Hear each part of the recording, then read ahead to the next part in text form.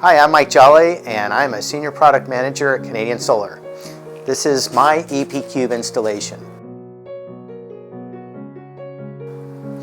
One of the things I really like about EP-Cube is the flexibility of the system. This system has the ability to connect DC coupled power from solar.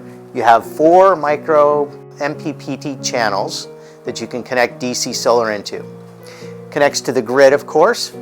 From the gateway, we have 2 outputs. We have EV charger output, and we have the ability to connect an interface with an AC coupled solar installation. If you already have solar, you can connect it right into our gateway.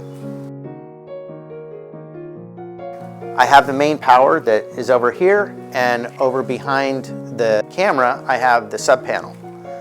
It comes up and it goes across. I intercepted that line. It comes down in this large conduit and it goes in. So I have the main service utility come in, and then it comes out on the load side and goes back out into the sub panel.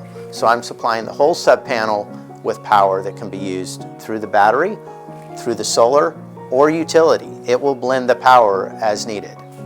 Solar DC circuits come in from the solar on the roof. There's approximately 7.6 kW of DC available, a little bit more AC. I've got two 9 kW systems on the DC side, and I have 2 7.6 kW systems.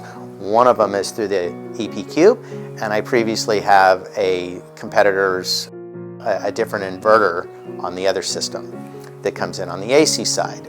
So I have both AC and DC. If I were to start over again, I would probably do everything DC and save one of the conversion steps from DC to AC. So I'd be able to directly charge the battery off the DC solar panels without going through an inversion step and save that efficiency. Overall, more efficient system, more round-trip energy efficiency. This is the solar circuit that's coming in. This is the AC connection that comes in and goes directly to the gateway. This is the hybrid inverter. It receives the DC solar inputs and it exports the AC power back to the gateway.